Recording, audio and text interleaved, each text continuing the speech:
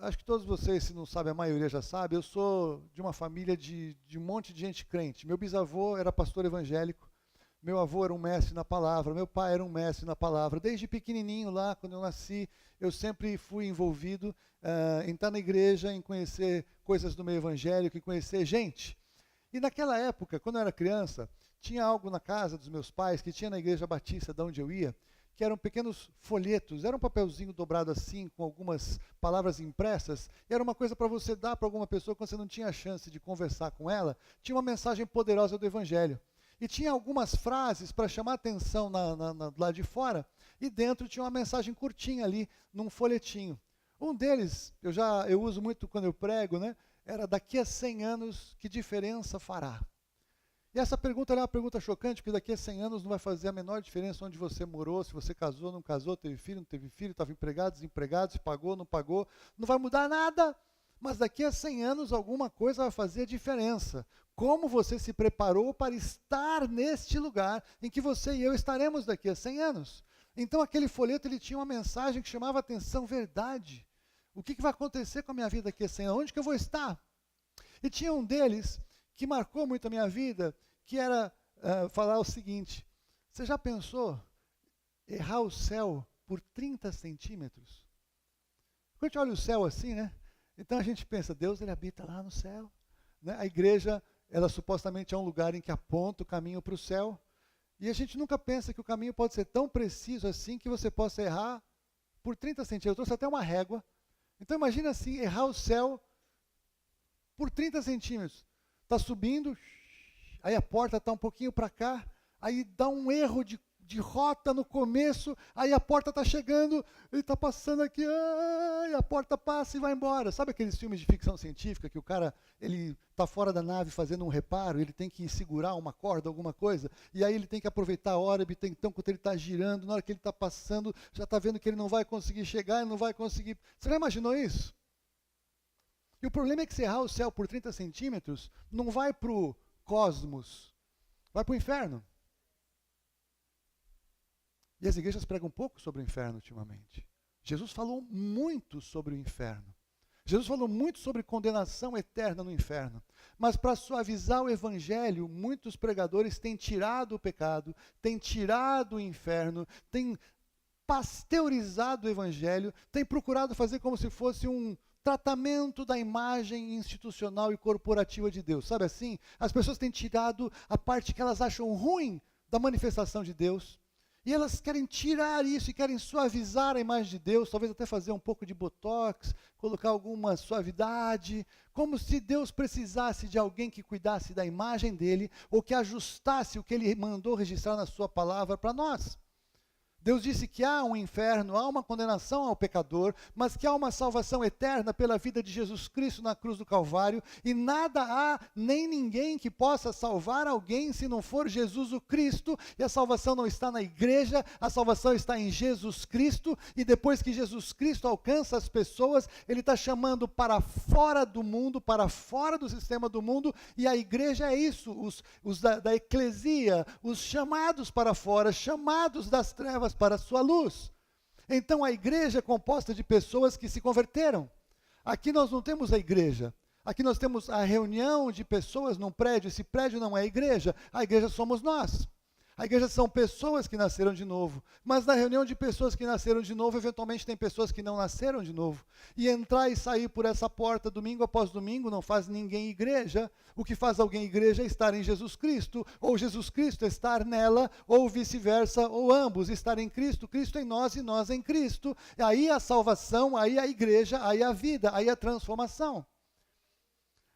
Mas falando então sobre errar o céu por 30 centímetros, eu vou dizer que chega agora fim do ano, a gente estava meditando e refletindo sobre esse mês de dezembro, nós vamos ter algumas programações especiais aqui, nós vamos ter um culto de ação de graças no dia 17, nós não fazemos culto de Natal, nós não cremos que o Natal é do jeito que as pessoas dizem que é, a igreja não celebra Natal, mas as pessoas fiquem à vontade, cada um na sua casa pode fazer como quiser. Jesus não nasceu em 25 de dezembro, não há um único versículo na Bíblia que diga que nós devemos celebrar o nascimento de Jesus, mas tudo bem, nós entendemos que é uma questão cultural, quem quiser conversar isso depois, podemos conversar, mas nós vamos agradecer a Deus por este ano, por tudo que Ele fez em nosso meio, vamos meditar e refletir ao longo desse ano, estamos já sonhando o ano que vem.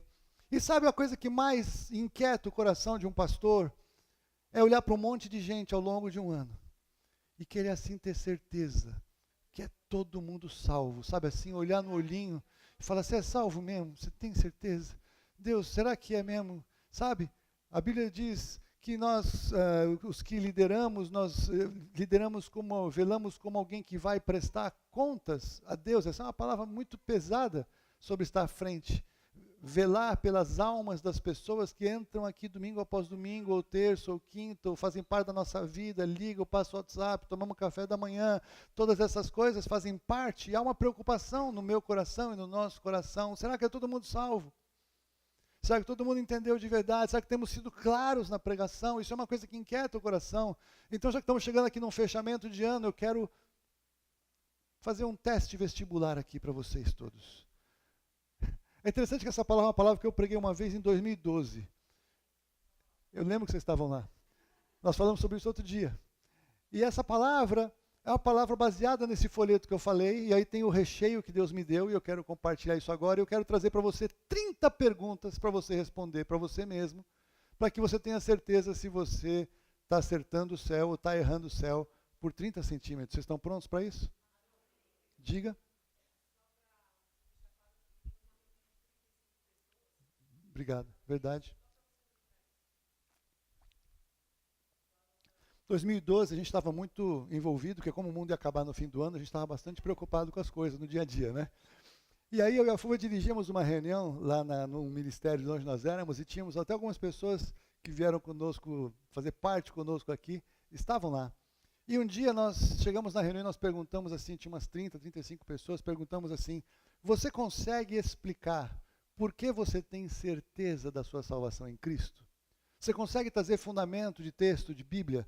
Você consegue explicar, mesmo que você não saiba a referência certinho, você consegue dar o fundamento, o princípio de por que você tem certeza da sua salvação? E daquele grupo de 35 pessoas, 3 pessoas conseguiram falar algo realmente consistente. E foi muito legal porque nós ficamos assim, apavorados, arrasados. Ficamos tristes. Meu Deus, será que nós não estamos sendo tão claros quanto nós achamos que somos? E é claro que não. Então nós focamos, né? Nós procuramos trazer um pouco mais fundamentos da salvação, doutrina da salvação, e acabou que essa palavra saiu naquela época. Então, eu quero convidar você a refletir nessas perguntas e respondê-las para você mesmo. 30 perguntas para checar se você está indo bem ou não. Pergunta 1. Você tem prazer em participar de reuniões que buscam a presença de Deus? Não precisa responder em voz alta. Você gostaria, se fosse possível, de participar de reuniões assim mais do que você pode fazer hoje? Porque algumas pessoas têm compromisso, têm problema em casa, têm dificuldade. Mas se eu pudesse mudar a minha agenda, eu queria ir mais do que eu vou hoje. Você gostaria? 3. Você é capaz de abrir mão de outras coisas para estar em uma reunião assim? Você tem um compromisso que conflita com uma reunião que você quer muito. Você consegue algumas vezes jogar fora essa reunião que você fala, não, nada vai me tirar de estar naquele momento, naquela reunião, com aquele foco diante de Deus, porque eu quero. Como talvez alguns de vocês fizeram hoje de manhã e falaram, não vou a tal lugar, não vou a tal compromisso, vou reunir lá na igreja, vou domingo agora estar com meus queridos.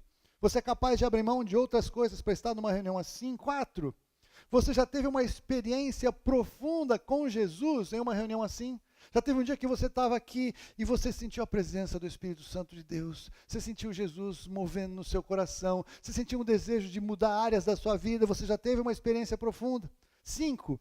Você prefere ouvir, cantar e conhecer músicas de adoração mais do que as músicas populares de sucesso que tocam nas rádios, e algumas delas são absolutamente insuportáveis, então não tem nem base de comparação, mas você considera isso? Você prefere?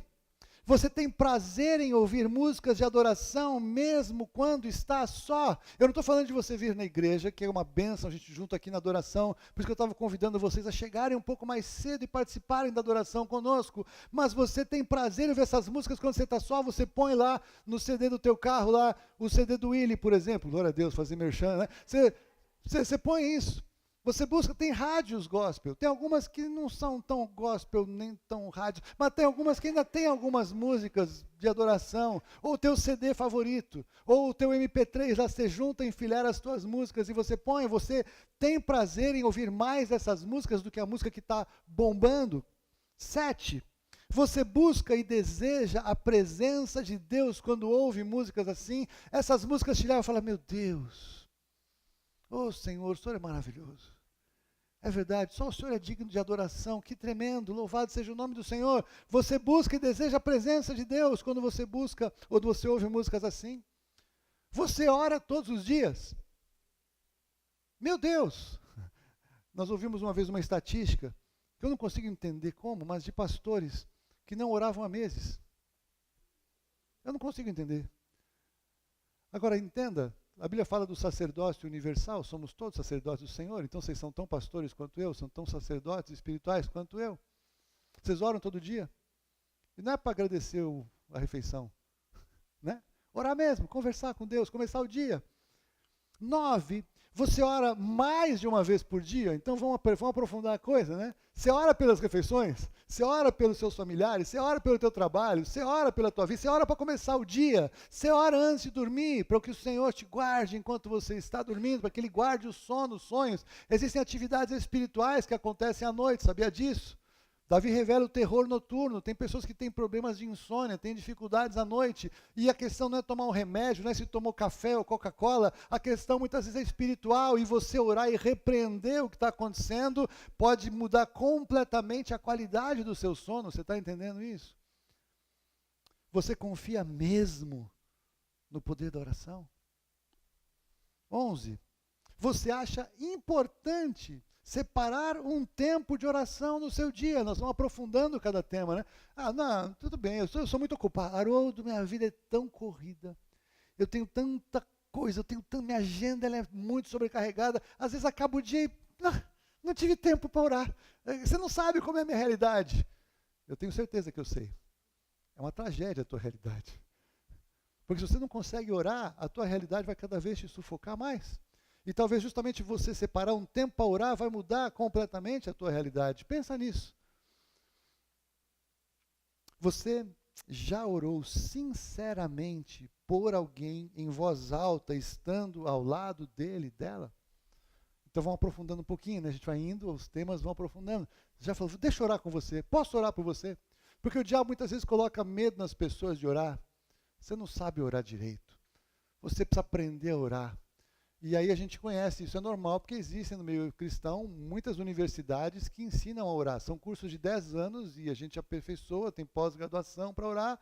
E algumas pessoas saem formadas de oração, depois de 15 anos você podia assim, não existe nada disso. Orar é você falar com Deus. Orar é você expressar em palavras alguma coisa que você quer dizer a Deus, que você sabe que está lá com você. E a ideia é que você abra o seu coração e com a sua voz, com as suas próprias palavras, declare o que você crê. Ore a Deus e abençoa a pessoa que está do teu lado. E intercede por alguém, ora por alguém que está lutando numa situação, ora para que alguém conheça a Cristo. 13, você já confrontou o que crê com o que está escrito na Bíblia? E confrontar o que você antes crê com o que está escrito na Bíblia, a ideia é que você mude aquilo que você cria antes, quando a palavra de Deus te mostra algo diferente. Para aprofundar isso, 14, você já gastou tempo para encontrar respostas às suas questões sobre a vida na Bíblia? Porque muitas vezes as pessoas pedem ajuda para o cabeleireiro, pedem ajuda para o barman, pedem ajuda para alguém, para o vizinho, para o especialista. Quando está passando algum problema, antes de orar, antes de buscar na palavra, pede ajuda para pessoas. Meu Deus do céu! Se a pessoa é crente, você está pedindo um conselho, glória a Deus, você vai pedir para alguém que conhece mais a palavra, mas buscar conselho no ímpio. 15, você já considerou a eternidade tão importante quanto o seu dia de hoje?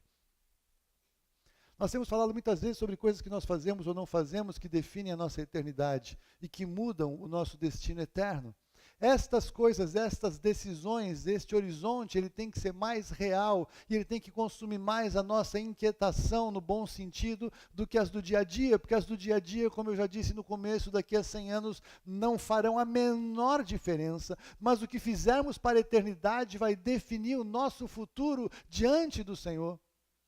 16. Você se preocupa mais com a opinião de Deus expressa na Bíblia do que com a dos outros.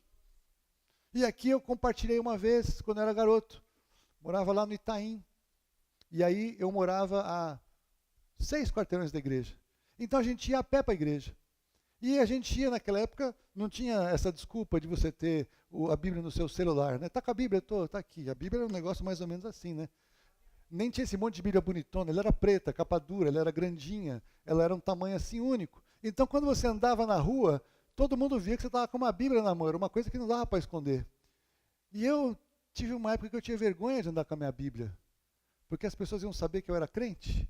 E naquela época não era tão comum ser crente, não era ilha de caras, não eram os prósperos gospels do Senhor, né? Os crentes eram pobres, feios e moravam longe.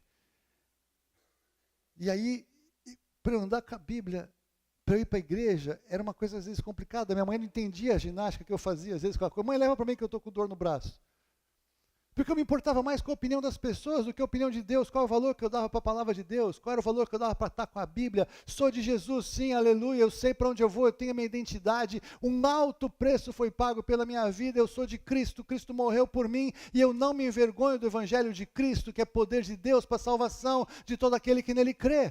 Mas muitas vezes, muitos de nós ficamos em conflito de dar uma opinião que é contrária à opinião corrente. Ainda mais nessa época que nós estamos aí com os haters e todo mundo tem medo de ter uma opinião politicamente incorreta. E eu digo para você que a maioria das opiniões politicamente corretas são contrárias à palavra de Deus, salvo algumas exceções. E as pessoas ficam mais preocupadas de ser politicamente correto do que ser bíblico. Mais de agradar as pessoas do que agradarmos a Deus. E cada vez mais ser de Deus e ter uma posição pró-Deus vai ser algo cada vez mais antipático aos olhos do mundo, porque um tempo de perseguição da igreja está logo ali no horizonte, porque isso é profético.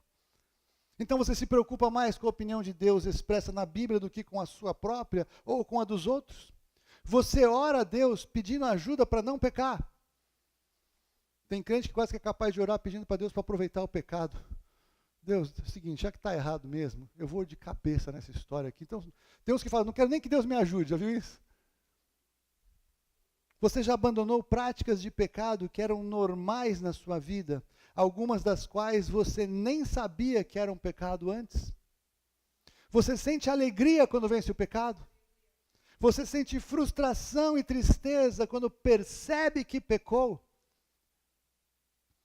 Você lê a Bíblia pelo menos uma vez durante a semana, fora dos cultos regulares?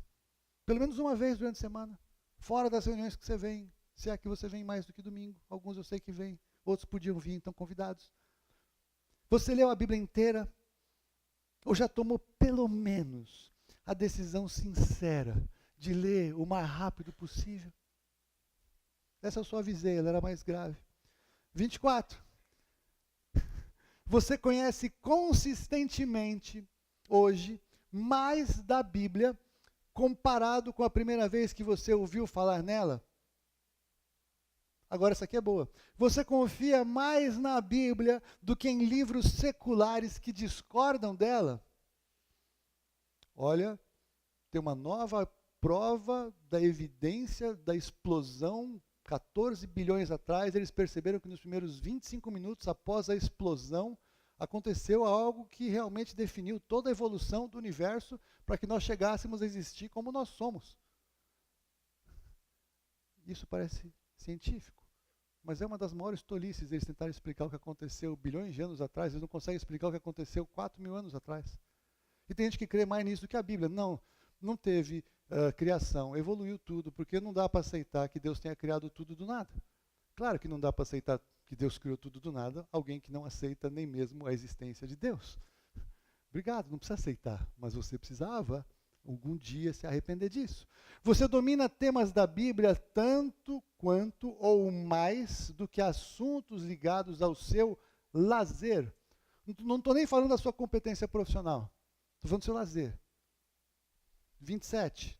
Você conhece personagens bíblicos tanto quanto você conhece os famosos que admira. Tem gente que sabe a vida amorosa de uma tal de ex-BBB mais do que quem foi Barnabé, por exemplo. Sabe, subcelebridades. Eu nem sei o que são subcelebridades, mas existe essa categoria hoje. Tem gente que sabe a vida das subcelebridades. E não, se diz cristão. Time de futebol, a escalação inteira. Era fácil, nos anos 70, 80, eu sabia a escalação de todos os times, não só do Corinthians, como do Palmeiras, São Paulo, Santos. Hoje eu mal sei a escalação, mas tem gente que sabe a escalação, os times que jogou, as camisas e tudo mais. E não conhece os personagens da Bíblia que diz abraçar como fundamento de fé. Você tem preocupação em estar em dia com temas da Bíblia, tanto quanto os do dia a dia. Porque a Bíblia ela aponta o que está acontecendo no dia a dia. A Bíblia ela é profética. O que a gente vai vendo acontecer confirma coisas que estão escritas antes. Você sente necessidade real e profunda de mudar áreas da sua vida segundo a Bíblia? E a última. Você já decidiu firmemente em algum momento mudar alguns destes itens na sua vida? Mudar a sua vida de oração, mudar a sua vida com a palavra, mudar a sua forma de abraçar? Você já? Vamos para o gabarito? Estão prontos? O gabarito é muito simples. Se você respondeu não a uma destas perguntas, você pode estar com problemas em sua vida espiritual. E eu recomendo rever o que crê, segundo a Bíblia, se você realmente crê que ela é a palavra de Deus. Uau, passei uma régua rente, não é isso? Alguns não, eu sei que pipocaram, né? Antes de você achar que você está errando, eu vou te convidar para você fazer um check-up espiritual, gospel comigo, que eu quero trazer alguns textos sobre esses segmentos, né, que essas perguntas abordaram, para você entender melhor e aprofundar, tanto para você ter certeza que realmente você precisa nascer de novo, que você só se tornou religioso e está vindo aqui com a gente, como para você ter certeza que realmente você é salvo em Jesus e que você precisa somente aprofundar aquilo que você crê. Vocês estão prontos para isso? Amém? Até porque um dos objetivos dessa palavra é o seguinte: nós vamos fazer um batismo no sábado, dia 16.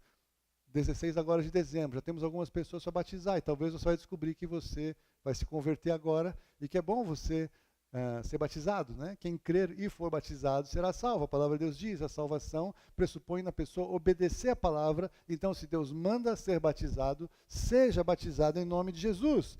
Tem gente que também já foi batizado, mas entendeu que como não era convertido na época, só entrou na piscina, só fez um banho de piscina, e um banho de piscina não tem valor espiritual algum, e quando a pessoa entende isso, isso não é vergonha, isso é motivo de honra e de glória de reconhecer, eu estava enganado, e agora eu sei quem eu sou, agora a vida de Cristo está em mim, aquele batismo não valeu, porque eu não tinha a revelação da palavra, mas hoje eu tenho, e eu quero.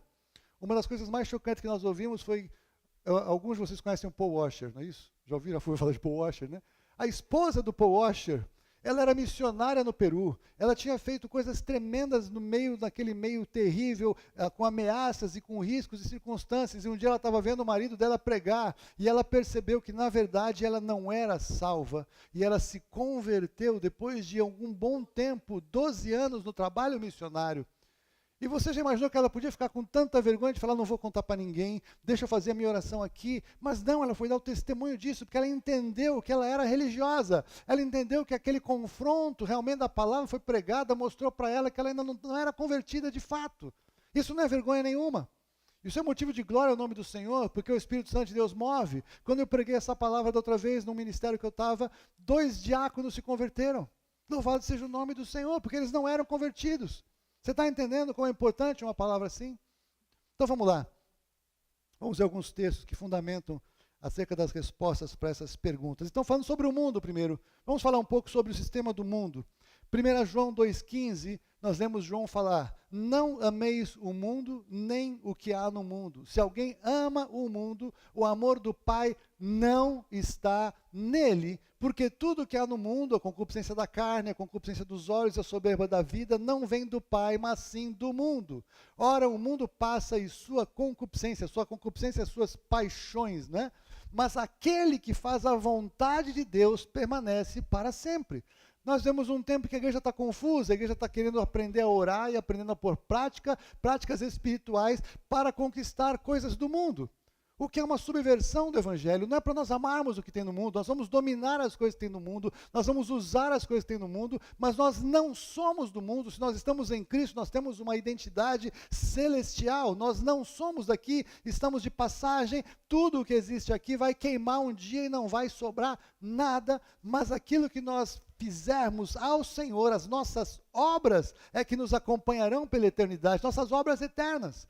O crente que ama demais o mundo, ele coloca o mundo no primeiro lugar e todas as coisas que dizem respeito à vida com Deus em segundo lugar. Eu preciso mandar as últimas mensagens de WhatsApp e não orar antes de dormir. Por exemplo, as pessoas são mais importantes do que o meu tempo com Deus. Todo aquele que é nascido, 1 João 5,1, todo aquele que crê que Jesus é o Cristo é nascido de Deus, e todo aquele que ama o que o gerou, ama ao que dele é nascido, porque todo que é nascido de Deus vence o mundo, e esta é a vitória que vence o mundo, a nossa fé. Quem é o que vence o mundo, senão aquele que crê que Jesus é o Filho de Deus? E aqui eu fiz uma brincadeira. O Evangelho não é mais pregado sobre vencer o mundo, mas o Evangelho está sendo pregado sobre vencer no mundo. Como ser bem-sucedido na carreira no mundo? Nada contra. A bênção de Deus vai nos levar a crescer para que nós possamos estar em outros lugares para pregar para outras pessoas que precisam ouvir o Evangelho também. Aqui em Alphaville tem gente tão miserável espiritualmente que, embora possam ser ricos ou possam ter dinheiro e recursos, são miseráveis espiritualmente, são miseráveis de alma, precisam do Evangelho de Jesus. A palavra de Deus nos diz que nós temos que vencer o mundo não pode nos escravizar. O mundo não pode nos prender, o mundo não pode ter domínio sobre nossas decisões, o mundo não pode ter o domínio sobre a maneira que nós decidimos viver o Evangelho de Jesus. Então não é para vencer no mundo, é para vencer o mundo, porque quando eu venço o mundo, as coisas estarão sujeitas a mim, e Deus pode até mesmo me dar algumas coisas que são bênção de ter e de usufruir aqui, mas esse não é o foco do Evangelho. Você está entendendo o que eu estou falando? É vencer o mundo e não no mundo. E aí, vamos colocar a sabedoria do mundo. O mundo tem a sua cultura, o mundo tem a sua sabedoria, o mundo tem os seus ingredientes, e muitas vezes nós somos confrontados com algumas coisas como se elas fossem verdade absoluta. Mas quando elas confrontam a palavra de Deus, nós temos que parar para pensar o que está sendo dito e o que está por trás daquilo que está sendo dito. Porque olha o que Paulo diz em 1 Coríntios 1,18. Porque a palavra da cruz é deveras loucura para os que perecem, mas para nós que somos salvos é o poder de Deus. Ora, o homem natural não aceita as coisas do Espírito de Deus, porque para ele são loucura, e não pode entendê-las porque elas se discernem espiritualmente. Você quer ver uma coisa? Está sendo aprovada, não sei em que instância que está, uma tal de uma lei da palmada. Já ouviu falar isso? Porque tem a aberração de pais que cometem violências absurdas contra os seus filhos, o que é um horror. Aí o Estado está se arvorando no direito de dizer que ninguém mais pode corrigir filho já já. Já já alguém corrigir o seu filho, vai acabar na cadeia, talvez vai ser multado no começo. Por quê? Porque vem psicólogos que dizem que você corrigir a criança pequena vai tolher a sua criatividade, vai afetar ela emocionalmente, ela vai ter problemas graves, então não é bom que pais corrijam filhos. Aí a palavra de Deus diz que aquele que não corrige o seu filho vai passar vergonha, vai passar constrangimento, o filho deixado à própria sorte caminha para a destruição, e a Bíblia diz que aquele que ama o filho cedo o corrige. A sabedoria humana diz uma coisa, a palavra de Deus diz outra. Aí vem com os estereótipos de dizer que é violência contra a criança. E Deus não está falando de violência, Deus está falando de correção. Um tapa bem dado no bumbum é fundamental para a criança começar a entender que algumas coisas ela não deve fazer. E quando ela corrige os filhos desde pequeno, há uma bênção do Senhor sobre esta correção e sobre a vida dessa criança. A criança largada como está, ela vai virar uma tragédia. Em quem os pais cristãos vão acreditar ou vão confiar? No que o sistema do mundo diz ou no que a palavra de Deus diz? Em alguns momentos nós vamos ter posições difíceis, logo mais, contrárias à palavra, que estão sendo estabelecidas. Por exemplo, o mundo diz que você quer ter dinheiro, guarde dinheiro. A palavra de Deus diz, se você quer ter dinheiro, dê dinheiro. Abençoe, seja liberal, não é isso? Se te pede emprestado, dê. É um sistema completamente contrário, por isso que parece loucura.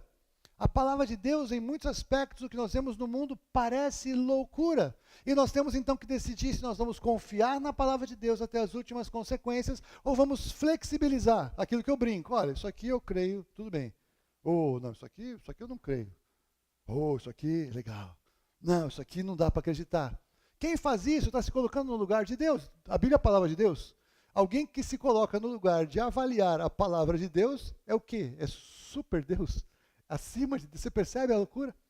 Ou nós cremos na palavra, ou nós não cremos na palavra. É uma decisão, cada um tem a liberdade de decidir. Mas se dizemos que cremos, se dizemos que somos dele, precisamos abraçar a palavra como um todo, e até o que eu não entendo, eu creio, porque é palavra de Deus. A sabedoria desse mundo, 1 Coríntios 3,19, é loucura diante de Deus, pois está escrito, ele apanha os sábios na sua própria astúcia. O Senhor tem prazer em confrontar a sabedoria humana. Eu brinco muito, eu acompanho bastante questões da ciência por conta do meu interesse no cenário profético. Então acompanho muita coisa de astronomia, acompanho muita coisa de geologia, acompanho um tanto o criacionismo, e é fabuloso como a ciência, ao longo dos últimos 20 anos que eu acompanho com um pouco mais de cuidado, ela várias vezes veio a dizer que ela foi feita uma descoberta que muda tudo o que se acreditava até então. Você já leu isso em alguma matéria? A ciência diz, olha, nós descobrimos uma coisa que muda tudo o que sabíamos até então. Aí você imagina, então, se eles descobriram isso há 20 anos, e 30 anos atrás tinha um sujeito que ele ouviu falar do Evangelho, mas ele falou, não, eu vou rejeitar esse negócio de Jesus, não quero saber, porque a ciência explica tudo, e eu vou confiar na ciência, porque eles sabem o que eles estão fazendo. Aí 10 anos depois, os caras veem uma descoberta que muda tudo. E essa pessoa, essa pessoa já morreu e foi para o inferno. E a ciência agora vai pedir desculpa que alguma coisa mudou. Nada errado a ciência errar e mudar, nada de errado nisso, tudo certo, eles estão aprendendo, não tem todas as variáveis. O problema é quando eles se arvoram no direito de falar, nós somos a ciência, sabemos todas as coisas, Deus não existe, aguarde um pouco, nós vamos explicar todas as coisas já já, porque a ciência está evoluindo, nós vamos conseguir explicar tudo para você, espere mais um pouquinho. Quando a ciência faz isso, ela está levando pessoas para o inferno. Você está entendendo o que eu estou falando? E Deus tem prazer de confundir os sábios e de usar as coisas loucas para confundir as sábias e as que não são para confundir as que são. Por isso que nós temos que confiar na palavra, porque a ciência vai mudar, vai se descobrir errada já já. A ciência tem muitas respostas importantes para a vida diária, mas a ciência não explica Deus, a ciência não explica a criação, a ciência não explica as origens, a ciência não pode salvar ninguém. Não pode. O louvor. Salmo 149:4, porque o Senhor se agrada do seu povo, e ele adorna os mansos com a salvação. Exultem de glória os santos, cantem de alegria nos seus leitos, esteja na sua garganta os altos louvores de Deus, e na sua mão a espada de dois gumes. Muitas vezes quando nós cantamos, o Senhor fala através da sua palavra, não é assim? Agora, a adoração é uma consequência de uma vida em Cristo. Há um desejo, o Espírito Santo ele vai trazer em nós uma expressão de adoração, o Espírito Santo vai querer colocar em nós esta adoração, esse cântico novo, cantai ao Senhor um cântico novo, cantai com alegria e faça bem, o que vai tocar, toque bem, faça algo bem feito ao Pai. E nós adoramos como uma expressão da nossa vida. Não é que nós cantamos aqui algumas músicas até chegar todo mundo. Estamos aqui só esperando você chegar para a gente ter o culto, que é uma pregação de palavra. Tem igreja que fala isso. Vamos cantar umas musiquinhas aí para começar o culto, que é na hora da pregação. Não entenderam nada. O culto começa quando nós damos o primeiro acorde e começamos a adorar a Deus. Porque nós marcamos 10h30 para adorar a Deus. Então o culto começou 10h30 da manhã. E o culto começa com a nossa adoração, a nossa expressão de adoração. E isso é o que está em nós. Para o crente, adorar é algo natural. Porque o Espírito Santo vai se mover para fazer com que nós reconheçamos quem é o nosso Deus, quem é Jesus para nós. O Espírito Santo em nós vai nos conduzir cada vez mais a lugares mais altos e profundos de adoração, e somos chamados a desenvolver isso. Todas as nossas expressões de fé, nós temos que crescer nelas. Nós começamos de um jeito e nós vamos desenvolver ao longo da nossa vida cristã. Como está a sua adoração? É importante você entender isso. Você precisa aprofundar. Você precisa ter mais prazer de chegar junto para pegar a primeira música, o primeiro acorde, e já entrar junto conosco naquela dimensão. Uma vez eu estava num culto, que no primeiro acorde que foi dado, o Espírito Santo tomou todos, e nós começamos em cânticos espirituais, na primeira entrada de cântico. Você já imaginou as pessoas que chegaram 20 minutos depois, 25? Perderam aquilo. Tem coisa que Deus faz, não tem volta. Você pode saber o testemunho da pessoa que estava lá. Ela vai te contar. Mas não é a mesma coisa. A adoração faz parte. Salmo 84:4. Bem-aventurados os que habitam na tua casa. Louvar-te-ão continuamente, porque vale mais um dia nos teus átrios do que em outra parte 1000. Preferiria estar à porta da casa do meu Deus a habitar nas tendas da perversidade. E eu gosto de falar sobre esse texto. Esse texto teve um dia que ele virou rema para mim. A gente estava numa ministração de adoração, uns 10 anos atrás. E o Senhor encheu aquele lugar. E eu não queria sair daquele lugar. E nós ficamos, nem sei quanto tempo, ficamos em adoração intensa diante do Senhor ali.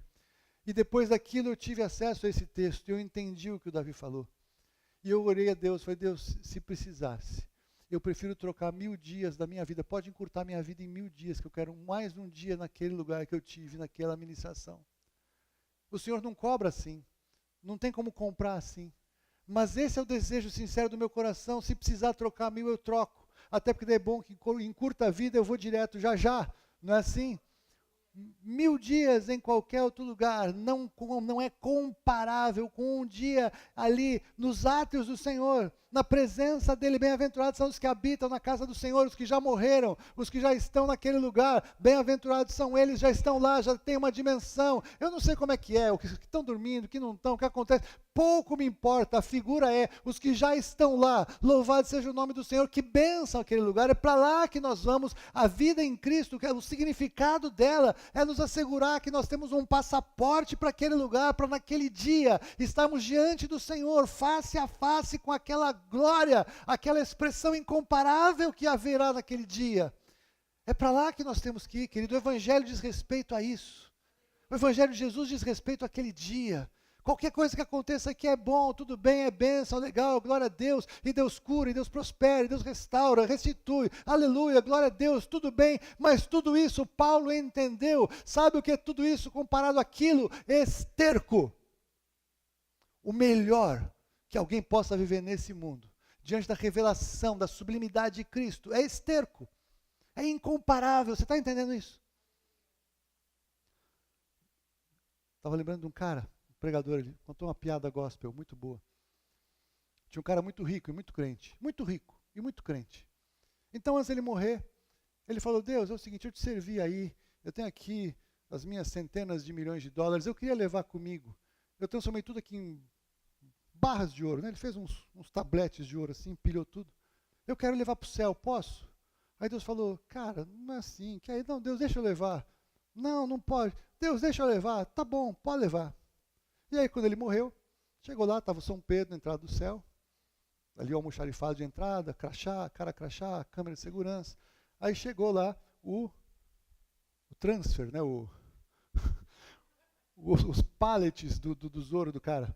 Aí o cara chegou lá e o São Pedro falou, que é isso? Não, Deus deixou. Não, que absurdo, Deus deixou. Tá bom, mas como é que é? Confere aí. Aí o Pedro pegou a papelada, realmente, não, está autorizado. Ó pessoal, pode deixar ele entrar. Aí ele falou, mas que coisa engraçada, né? É a primeira vez que eu vejo alguém da terra vir para cá trazendo piso para o céu? Piso para o céu. Ouro, que é a riqueza mais alta da terra, é piso no céu. A gente não entende realmente a dimensão do céu, os valores do céu, a grandiosidade do céu. Nós somos de mais revelação. O diabo enfiou uma coisa ridícula que a gente acha que é ficar que nem um anjinho tocando harpa, uma coisa chata, um porre de roupa branca, como se o céu fosse isso. Se Deus criou esse mundo, e esse mundo caído, ele é tão maravilhoso, imagina o céu, porque o que foi criado é sombra do céu. O que está caído piorou aquilo que existe aqui. Nós não conseguimos imaginar o que tem lá.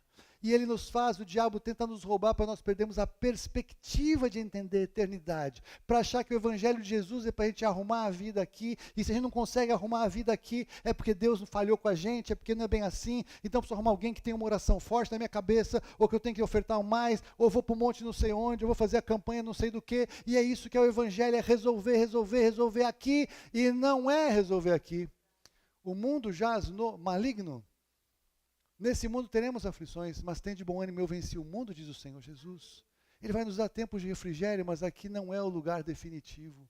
Aqui não é o lugar em que ele vai transformar todas as coisas, porque o sistema das trevas tem o direito legal de agir aqui. O império das trevas continua agindo aqui, mas ele continua implantando o reino do Filho do seu amor em nós e através de nós, porque em breve sim ele vai estabelecer o seu reino aqui, e a partir daqui nós vamos começar a entender o que viveremos pela eternidade, e o evangelho diz respeito à eternidade e também às coisas aqui, e não o contrário. A oração. Salmo 84, 8, o Senhor dos exércitos escuta a minha oração. Inclina os ouvidos, ó Deus de Jacó. Tiago 5,18, muito pode por sua eficácia a súplica do justo. E Paulo em 1 Tessalonicenses 1,17, orai sem cessar. Sabe quando Deus ouve a sua oração? Sempre que você faz a sua oração. Sabe o que você precisa sentir quando você ora a Deus? Nada. Tem dias que você vai orar e você vai sentir a presença de Deus. Tem dias que você vai orar e você não vai sentir nada. Tem dias que você vai orar e você vai ter a sensação que o céu está de bronze, que todas as palavras bateram e caiu tudo no chão. Sabe aqueles desenhos animados assim, que sobe e cai as letrinhas, assim no chão? E quer dizer que quando bate no teto de bronze e desce, quer dizer que Deus não ouviu? Não. Ele ouve sempre. Ele ouve todas as orações. O que acontece é Ele que trabalha em nós enquanto oramos. Ele quer desenvolver a nossa fé. Ele quer que nós possamos pôr em prática a palavra. Senhor, a Tua palavra diz que o Senhor escuta a minha oração. Então está tudo bem. Eu vou orar aqui. Eu posso não achar, não sentir que o Senhor está ouvindo, mas eu sei que o Senhor está ouvindo, porque na Tua palavra o Senhor disse que ouve. Então eu vou ficar aqui diante do Senhor e vou levantar minha voz ao Senhor, porque eu sei em quem tenho crido. Eu sei que o Senhor sabe todas as coisas e essa é a minha oração em nome de Jesus. Até a oração que Deus diz que não ouve. Por exemplo, maridos, a Bíblia diz que quando nós não tratamos as nossas esposas como vaso mais frágil, a Bíblia diz que as nossas orações ficam impedidas diante do Senhor. Pode rachar de orar que ele não vai receber oração. Mas isso não quer dizer que ele não ouviu. Ele ouviu para pesar a oração e para dizer assim, eu não vou te atender. É diferente. Mas ele ouve todas. E quando você está orando, homem, a tua oração está ruim, parece que não está chegando a lugar nenhum, começa a pensar como você está tratando a tua esposa, porque a Bíblia diz isso. E você, esposa, não vai usar isso aí contra o teu marido, que é mau negócio, não faça isso, vai orar. Não é para você chegar, está vendo a tua oração? Não, não faça isso, minha irmã. Porque a Bíblia diz que a mulher ganha o homem em silêncio. Quer ganhar o seu marido? Fica em silêncio. É um horror na minha casa, quando eu brinco com a Fúvia. Porque sempre eu estou certo e ela está errada. E aí, mas o fato de eu estar certo não quer dizer que eu tenho direito de brigar.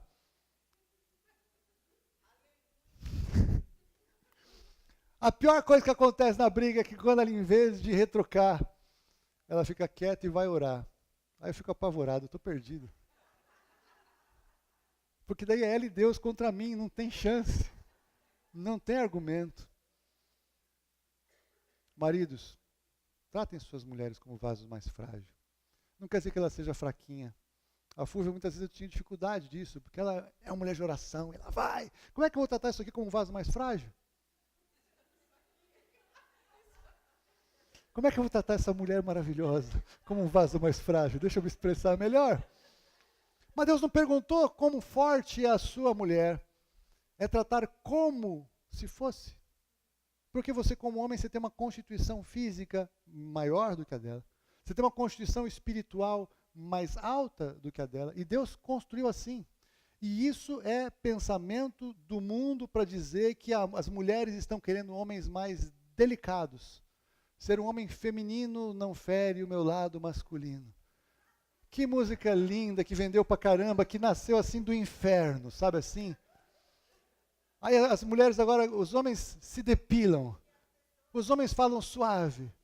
E os homens começaram a acreditar e começou toda essa confusão de identidade sexual e de gênero. Deus criou homem para ser homem, Deus criou mulher para ser mulher. E aqui na igreja eu ainda posso pregar o que eu quero, o que está na Bíblia, o que eu creio, e pouco me importa. Essa é a verdade.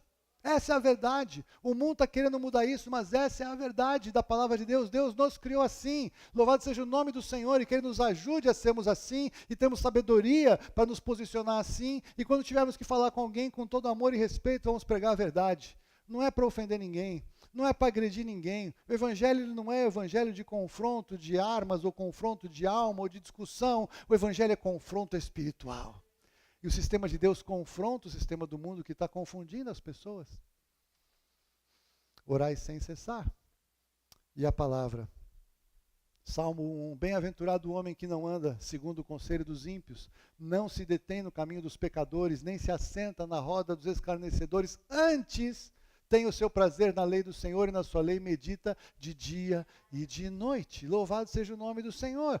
O prazer na lei do Senhor. Você tem prazer em separar um tempo, pegar a tua Bíblia e ficar viajando pela Bíblia assim, sabe? Pegar concordância. Aí sabe aquelas anotações que tem aqueles numerinhos, letrinha, aquilo lá te joga para um outro texto, te joga para um outro texto, e você vai. Quando você vê, você já viajou, ficou 2 horas, leu um monte de coisa, e Deus falou um monte de coisa ao teu coração. Sabe assim? Easy riders da Bíblia, assim, sabe? Sair sem rumo pela palavra. Começa no lugar e deixa o Espírito Santo te levar.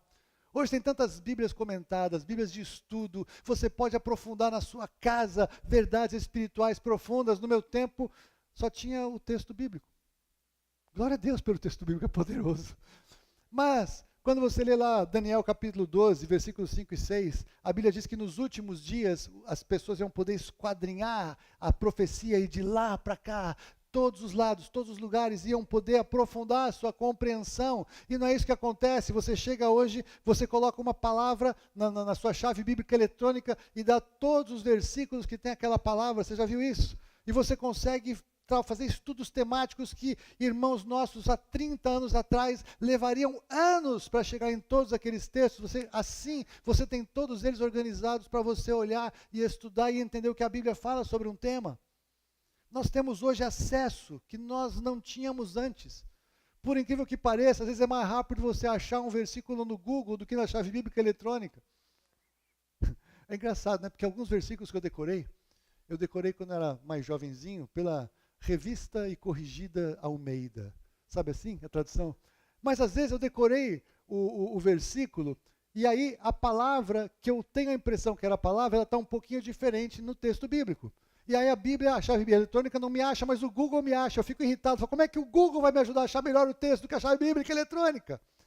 Pouco importa. Se você sabe o texto do versículo bíblico, até o Google te leva. Deus quer falar ao seu coração através de verdades, quando Ele traz um texto que você está tentando lembrar. Quando vem um texto para você, fala, meu Deus, como é que aquele versículo, tenha certeza que Deus quer falar com você naquele versículo.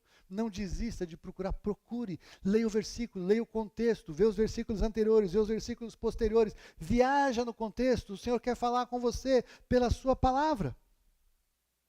A comunhão dos irmãos.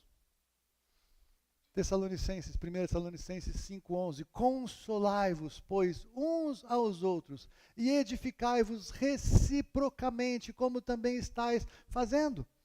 Queridos, não está fácil viver. Alô? Está tudo bem para você? Está ficando difícil a vida diária. Se comparar quem viveu mais tempo, 10, 15 anos atrás, 20 anos atrás, que a gente achava que estava ruim, está pior. O mundo está pesado. A opressão está aumentando, a dificuldade está subindo a temperatura. Nós precisamos uns dos outros, queridos. Os grupos pequenos são importantes para isso. Você fazer parte de um grupo de célula, você ir na casa de alguém, você tem um grupo de 10, 15, 12 pessoas que se reúnem. É um lugar que você vai poder falar alguma coisa a teu respeito, você vai poder abrir o teu coração. Na reunião de liderança, na penúltima reunião, eu fui muito ministrado. Pude falar de coisas da minha vida, pude pedir oração pelos meus irmãos. Meus irmãos oraram por mim, meus irmãos me abraçaram, foi uma bênção. Você acha o quê? Que, pastor, tudo bem, está tudo sempre bom, louvado seja o nome do Senhor, aleluia. Sim, tá, mas precisamos de gente também, alô, né? E é bênção você ter alguém. E é por isso que o diabo criou esse sistema agora dos sem igreja. Porque tem pastor picareta, porque tem apóstolo ladrão, porque tem profeta, falso profeta. Então, eu não vou na igreja, porque está tudo errado na igreja. Lá só tem coisa errada, só tem doutrina errada, só tem o músico que toca por uma fortuna, o pastor não sei quem. Então o que eu faço? Eu fico na minha casa. Aí eu sento na minha poltrona e converso com Deus assim, eu e Deus. Aí eu escolho as músicas que eu quero ouvir, aí eu faço minha adoração, eu leio a minha Bíblia, sou eu e Deus, só eu e Deus. Parece lindo, não parece? Mas é antibíblico. É apóstata. É falso. Jesus disse, quando 2 ou mais estiverem reunidos em meu nome, ali estarei eu.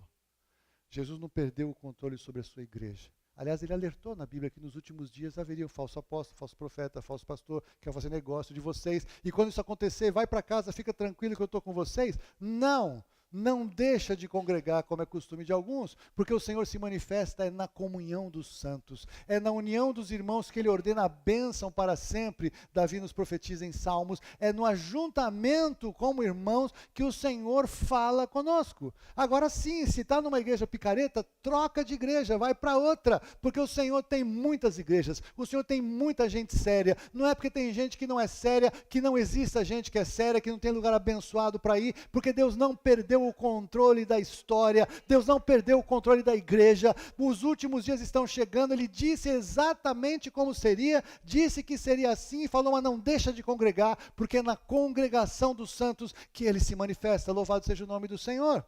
Precisamos de comunhão, precisamos, quanto mais vemos que o dia se aproxima, como está em Hebreus 10, 25, não deixa de congregar, antes faça a admoestação. Se tem que exortar o irmão, exorta. Se tem coisa errada, confronta. E o pecado? 1 João 3,6, todo o que permanece nele, em Jesus Cristo, não vive pecando. Todo que vive pecando não o viu e nem o conhece. Aquele que é nascido de Deus não peca habitualmente, porque a semente de Deus permanece nele e não pode continuar no pecado, porque é nascido de Deus. Isso é sério. Se você diz que você se converteu e você continua nos mesmos pecados de antes, alguma coisa está muito errada. Porque o pecado não tem mais domínio sobre aquele que nasceu de Cristo. O corpo do pecado, ele é desfeito gradualmente e substituído pelo corpo santificado de Jesus. O pecado é acidente de percurso. Quer dizer que eu não vou pecar mais? Não, vamos pecar. Esta carne não se converte. Mas o que nós temos que fazer é cada vez mais mortificar a carne e fortalecer o Espírito, porque o Espírito Santo em nós nos convence do pecado, nos dá vitória sobre o pecado, nos revela a palavra que diz que não há tentação que tenha vindo sobre nós, que nós não possamos vencer, porque para todas elas Deus nos dá livramento. Há livramento no pecado. Na última hora dá para sair correndo, como José, por exemplo, fez, e saiu correndo da mulher do Potifar que queria agarrar ele. O pecado não tem mais domínio sobre nós. Sabemos que todo aquele que é nascido de Deus não vive pecando. 1 João 5,18. Antes o guarda aquele que nasceu de Deus, e o maligno não lhe toca. Romanos 6,12. O pecado não terá domínio sobre vós, porquanto não estáis debaixo da lei, mas debaixo da graça. O pecado não tem mais domínio sobre nós. Nós temos vitória. Se o Espírito Santo de Deus está em nós, Ele nos levará a ter prazer na palavra. Ele nos levará a níveis profundos de adoração. Ele nos levará à revelação da palavra, nos levará a momentos de oração poderosos. E isso vai assegurar que nós não vamos errar o céu por 30 centímetros. Mas eu quero explicar isso. Errar o céu por 30 centímetros é que tem gente que entra na igreja e entende muitas coisas. E algumas coisas fazem sentido na sua mente, mas não descem para o coração. Então essas pessoas, elas erram o céu por 30 centímetros, porque a palavra não desce, a palavra não entra, a palavra não transforma, a palavra não aprofunda. Ela fica como um conhecimento religioso.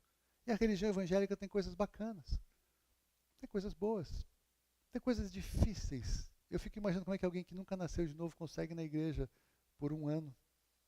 É um porre. Deus me perdoe a palavra. Porque não faz sentido. Fala contra o pecado, coisa que todo mundo acha normal. Não fazer coisa que todo mundo faz. Ir em lugar que ninguém vai. Qual é a lógica desse negócio? Isso aqui é uma religião horrorosa. Eu não quero esse troço. É impossível de seguir. E é impossível de seguir como religião.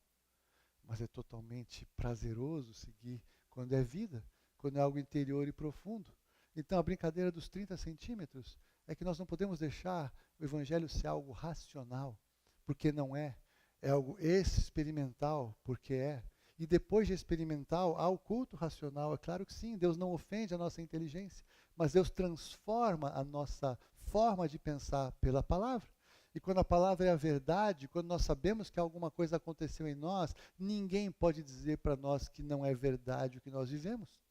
Alguém pode falar que o evangelho é ridículo, eu vou brigar, mas tudo bem. Pode falar que os crentes são estranhos, eu vou brigar, mas tudo bem. Mas ele nunca vai poder dizer para mim que nada aconteceu na minha vida, porque eu sei o que aconteceu, eu sei o que acontece, não é porque me disseram, mas é porque eu experimentei e experimento esta vida, e é isso que me dá a convicção de que eu sei em quem eu tenho crido, eu sei o quanto isso é a verdade, e eu sei o quanto eu preciso ser transformado para que eu não fique confundido na minha trajetória cristã com o Senhor Jesus. A síntese do Evangelho, João 3,16. Porque Deus amou o mundo de tal maneira que deu seu Filho unigênito para que todo aquele que nele crê não pereça, mas tenha vida eterna. Porque Deus enviou o seu Filho ao mundo não para que julgasse o mundo, mas para que o mundo fosse salvo por ele. Quem crê nele não é julgado, mas o que não crê já está julgado, porquanto não crê no nome do unigênito Filho de Deus. Romanos 8,15, porque não recebestes o espírito de escravidão para outra vez estardes com temor, mas recebestes o espírito de adoção pelo qual clamamos, Abba, Pai. O Espírito mesmo testifica com o nosso espírito que somos filhos de Deus. O Espírito testifica com você que você é filho de Deus. O Espírito testifica enquanto eu estou falando essas verdades espirituais do seu coração. Louvado seja o nome do Senhor. João 3,6, o que é nascido da carne é carne, o que é nascido do Espírito é Espírito, o vento sopra onde quer e ouves a sua voz, mas não sabes de onde vem nem para onde vai, assim é todo o que é nascido do Espírito. E essa é uma canção linda, que nós ministramos uma vez lá atrás, ainda na Aldebaran, não é isso? O Espírito Santo nos leva de uma maneira que nós podemos muitas vezes não entender de onde que nós viemos, podemos não entender para onde que nós estamos indo, mas sabemos que o Espírito Santo nos conduz, louvado seja o nome do Senhor. O dia mais importante da sua vida pode ser hoje, o dia de uma mudança, o dia de decidir um novo rumo a partir de hoje, para não cometer um erro trágico, como o de errar o céu por apenas 30 centímetros. Meus queridos, nesta manhã, eu quero trazer vocês para uma reflexão. Se você se sentiu confrontado demais, e se você não tem certeza que o céu é teu destino eterno, não sai daqui sem conversar com a gente. Não adie essa conversa. É muito importante falarmos sobre isso com calma, fora aqui da reunião. Se por outro lado você sabe que não, você está no caminho, mas tem muita coisa que está meio desajeitada, que você precisa de mudança. Sabe de uma coisa? Eu vou junto com você, porque eu também preciso. Muitas coisas aqui me confrontam, muitas coisas aqui são coisas que eu preciso praticar e aprofundar na minha vida, porque são a verdade. E porque no dia a dia a gente vai às vezes afastando de alguma delas, e a igreja é um lugar da gente fazer uma reunião para nos encorajarmos uns aos outros, reconhecer o quanto nós precisamos aprofundar nossa experiência, nossa vida com o Senhor, e eu sou o principal desses. Que nós possamos dar oportunidade do Espírito Santo falar ao nosso coração, em nome de Jesus. Quem quiser depois do PDF, é só pedir, eu mando por e-mail, tem toda a anotação aqui. Qual que está?